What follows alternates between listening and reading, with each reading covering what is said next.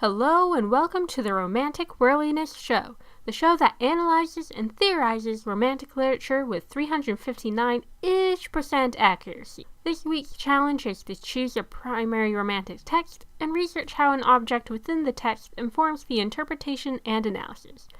Okay, let's spin the wheel of fortune to find out what will be this week's horse test.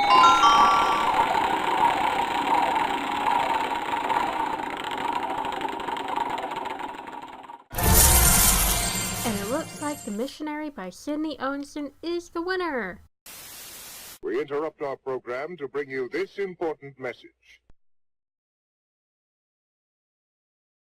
We now return to your regular programming. So for this episode of the Romantic Worldliness Show, I'm going to investigate how the monetary value and historical events of silver affect the interpretation of The Missionary.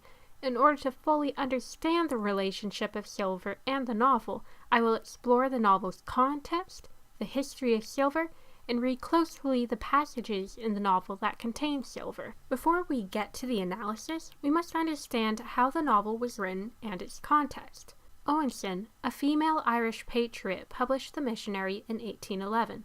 In contrast, the novel takes place in the 1600s in India. In order to make the novel believable to her 17th century readers, she had to research the time period, the Indian landscape, and the Hindu culture and religions. Understandably, Owenson makes mistakes in her representation of Hindu people due to having unreliable sources, such as the writings of Sir William Jones. Franklin writes in Passion's Empire that Owenson acquired from Jones not only valuable lessons of cultural relativity, but a blueprint, as precious as the Blue Lotus, for the creation of a feminine cultural icon. Lakshma, the beautiful Vedanta priestess, in her natural worship and exquisite sensibility, and with her pet fawn, and her wreath of delicate Buchampaka flowers, and her hymns to Kamdeo, is Owenson's own contribution to Sakuntala fever. Jones depicts the Hindoos as superstitious and absurd, and in bringing Lakshma to life, Owenson follows the tropes of writers of the time and exoticizes Lakshma as the sexualized ethnic other. Franklin found this connection between Owenson's research and the resultant portrayal of her heroine. She could have been doing this because the mystical portrayal of Indian women was all she knew, but this may not be the only explanation. While misrepresentation of the ethnic other was common, some accounts tend to be more sympathetic to the portrayal of Brahmins than others. Craufurd wrote in his sketches that the Brahmins were philosophers and men of science. Their caste is still the only repository of the literature that yet remains. To them alone is entrusted the education of youth.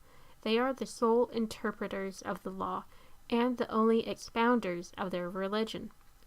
Craufurd depicts the Brahmins as highly educated and important people, which is much more realistic than the superstitious and mystical depictions of Jones.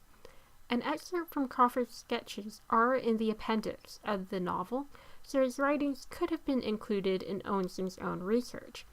The problem is it does not change Owenson's treatment of Lakshma, and there are some logical explanations as to why. I think it is important to note that misrepresenting Indians and Hindus, in part, was a method for Westerners to perpetuate their own power.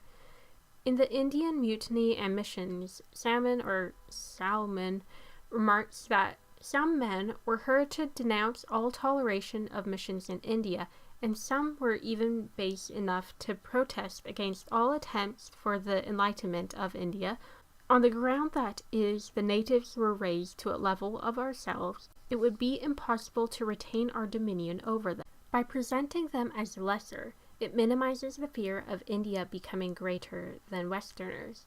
If Owenson was at all aware of the problems in her research of writers such as Jones, she could have been purposely perpetuating the stereotype in order to appease her readers in a book that already challenges many ideas surrounding ethnicity and religion. In addition, in order to connect with her British and Irish readers, she takes liberties in order to make analogies to her current political issues than to stay true to the events of the 1600s. Franklin writes, Sidney Owenson launched herself into the troubled waters of Orientalism as easily as she might take a dip in Bantry Bay. It was all a question of origins, and for Owenson, Gaelic culture had its origins in the Orient. In this light, Ireland was not only Britain's first colony, but also her first Oriental colony, and Owenson frequently represented Ireland in Oriental tropes. It was part of Owenson's style to write about her political views in a way that, on the surface level, does not seem to have anything to do with the British Isles, yet on a deeper level it is one large metaphor for Britain. Her misrepresentation takes a step further by focusing her energies on making analogies rather than truth. The final reason for the exoticism is that having a mystical element makes the romance between Hilarion and Luxima seem more fantastical. Oftentimes, fiction over-exaggerates in order to make the story seem larger than life. Now, why is this information important, you may ask? Because there are unreliable research and historical information available, and more ties to current events in the early 1800s than the 1600s, it can be inferred that the value and cultural ideas surrounding silver are also based more in the current ideas of the 1800s than of the 1600s. So now that we know all the possibilities of where and when to research, as well as the perspective from which everything was being described, we can zero in on the time and place our historical understanding of silver and how it relates to the novel. According to Strand in the Monetary History of Mughal India, in the 1720s, less and less silver was being shipped into the Lahore Mint from the northwest. As a result, in the late 17th century, Bengal gradually emerged as the single most important Asian trading partner of the Dutch and English East India Companies. Massive imports of silver were the only means of settling the trade balances. He continues to write that due to a decrease in silver export in Europe, the trade became more centralized in Bengal. The rest of India likewise became more internally dependent for its silver from Bengal than on its European traders. Although, in 1744, Bengal silver saw a decline as imports lessened there as well. As Europe lost more silver to its international trading partners, its monetary value started to fluctuate. In an essay concerning silver, it notes that originally the numeric denomination of silver seems to have been the same as its weight or ponderal denomination. It would have been unhappy and facile for the world if it had so continued, but from the corrupt civil administrations, not from the balance of trade. From time to time, in all countries, the value of the numeric from that of the ponderal denomination has been altered. And it later goes on to write, thus our present numeric pond contains only about 4 ounces of silver. That is only 1/3 of what it originally contained. To summarize, as silver became more rare in Europe, its value changed from being measured by its weight to being measured by speculation. As the physical amount of silver became more and more rare, it became more valuable. And as the worth of silver went up, they could afford to make silver coins contain less silver in weight and still preserve their same numeric value. Another factor that was changing the speculative value of silver was the value of gold. In considerations on the present scarcity of silver, it was written that the present scarcity of silver coins is doubtless owing to the increase of the value of silver bullion in its proportion to the value of gold bullion for these 50 years last passed all over Europe, which was affected the coin in the following manner. To elaborate, as the value of gold changed, it changed the value of silver through their proximity of both being monetary metals. As the value of silver went up, people became more cautious in saving their silver than spending it. The considerations on the present scarcity of silver continues. It followed, therefore, of course, that no person possessed of silver bullion would bring it to the mint to be coined, because it would thereby lose that proportion to gold and to other things which it would have had considered as bullion. I deduce that saving silver bullion only contributed to the shortage of silver coins to export, as fewer people allowed for their silver to be converted to money. If we look at the existing relations between gold and silver as affecting British trade, it is proven that these problems between the speculative value of silver and gold continue well past 1811. By establishing the free coinage of silver and its use as money under the same conditions as gold, by advocating and furthering an international agreement whereby a fixed relative value between gold and silver may be established, and the two metals may jointly form the currency of civilized nations. As seen in this article from 1886, speculation continued, and by writing the memorandum, they had hoped to make the relationship between silver and gold fixed, rather than let it continue to waver. Now, you may be wondering why I am bringing so much attention to gold into my discussion of silver. Well, you're right in wondering that, and if you tuck that thought in the back of your mind for later, I promise it will all make sense in a few moments. With all this change in what was happening with silver, both globally and in Britain, I presume that, from the British perspective, for it to appear as if India was taking a lot of silver and was rich with it, and thus leaving Britain with very few. McCabe supports this idea in her book. Since the conservation of precious metals within the borders of one's territory was considered a factor of great importance in gauging the health of an economy, it was with reluctance that the European courts allowed this flow of silver eastwards. Many European rulers took preventative steps and forbade the exit of silver and gold from their borders. With this kind of mindset, where India is imagined as rich with silver and Britain as poor, it justifies why Owenson would include pieces of silver objects in the Missionary, rather than have them be made by other materials. On a practical level, India was imagined to have more of it.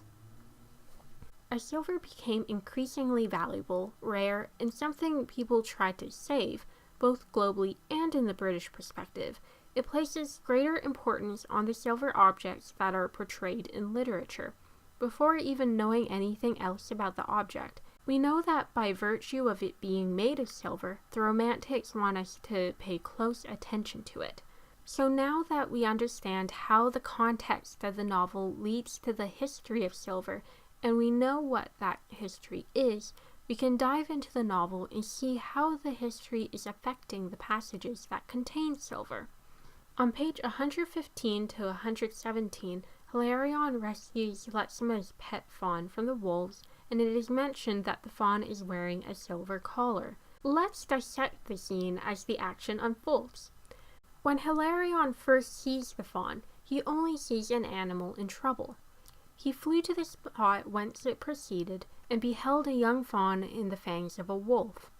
At first he does not notice the collar, which is very important because, I argue, it allows the fawn to be, at first, a symbol of Christian devotion to God. In the Bible, deer are mentioned in two notable places. Psalm 42:1, to the chief musician Maskil, for the sons of Korah, as the hart panteth after the water brooks, so my soul panteth after thee, O God. And in the second example, Psalm 18:33, it is God that girdeth me with strength, and maketh my way perfect. He maketh my feet like hinds' feet, and setteth me upon the high places. In both of these instances, the deer is a metaphor, or a simile, for a Christian's devotion. Likewise, as Hilarion fights to save the fawn, I interpret it as being symbolic of how he must constantly fight for his Christian beliefs as he travels on his mission. In addition, the animal is a fawn, not a full-grown deer, so there is the extra element of innocence associated with it. After the fight with the wolf is over and he saves the fawn, Hilarion returned his acknowledgments to that power which had thus nerved his arm and preserved his life. This foreshadows how, as he struggles between his beliefs and his love for Lexima, in the end he will succeed in maintaining his vows as a monk, but not without paying a price. and it is not until after the fight that Hilarion notices the collar while admiring the fawn's beauty. Its form was perfect, its velvet coat was smooth and polished, and its delicate neck was encircled by a silver collar, clasped with the mountain gem of cashmere. Some Sanskrit characters were engraven on this collar, but the missionary paused not to peruse them. Through our previous understanding of the value of silver, the silver collar makes the fawn even more important. By not taking the time to read what the Sanskrit characters say, Hilarion prolongs the possibility of the fawn being a Christian symbol. The fawn is also not just wearing the collar, but is being encircled by it. It makes it sound more like the collar is possessive of the Christian symbol. The collar is also clasping the gem of cashmere, which I interpret that it indicates its possessiveness of its Indian origins as well. This possessiveness could foreshadow how Luxima will be in possession of Hilarion's love, and it will not be entirely devoted to God. When Luxima enters the cave, she and Hilarion are reduced to their official opposing religious titles. It was the priestess of Brahma who presented herself at the entrance of the Christian's cave. It was the zealous Brahmachira who stood within a few steps of the Christian's altar. This sort of introduction presents them as more representatives of their respective faiths than as individuals. Also, since we are in Hilarion's perspective, it is a way for him to distance himself from his emotions. After entering, Luxima kneels opposite to him and explains that the fawn is hers. Thus, the symbolism of the fawn has been shaken. What was once representing Christian devotion is now a possession of the Brahmin priestess, and the importance and value of its ownership is marked by the silver. Keeping in mind how the two characters are acting more as representatives than as individuals, where everything is situated brings another layer of understanding. On one side, there's the priestess. In the middle is the fawn wearing the Indian-owned silver collar. And then there is the monk, and somewhere close by is his golden crucifix sitting on the altar. Dabundo argues in Sabbath of the Heart that the novel works in polarities which are finally diametrical, and the possibility of a third possibility pulls things off-center. Spatially, what comes to my mind is something that's similar to the image of yin and yang. Two opposites are being situated against one another. As mentioned before, the value of silver has been speculatively measured in relation to the value of gold. I do not think that it is a coincidence that the silver, engraved in Sanskrit and clasping the gem of cashmere, is placed opposing the golden crucifix. As the two metals are compared against each other in real life, the two belief systems are compared in the novel. The second significant passage that contains silver is on pages 156 to 157. The setting is introduced with the twilight of evening slowly illumined by the silver rising of a cloudless moon. Here, silver is used as a descriptor and not as the actual metal material. However, it does draw attention that this will be a significant scene before the action starts to unfold. When the missionary first sees the jewelry, similarly to the introduction of the fawn, he at first does not notice the silver. The missionary saw in the beaming fragment some ornament of the sacerdotal vestments of the Brahminical priestess. Considering it as more consecrated by her touch than by the purposes to which it had been devoted, he stooped and blushed as he did it, to rescue and preserve it. Rather than viewing the jewelry as an idol that goes against his religion, his automatic response is to treat it as something precious because it has been touched by the woman he loves. In other words, he adds extra sentimental value to it through cathexis. He then notices the silver and its significance nearly simultaneously.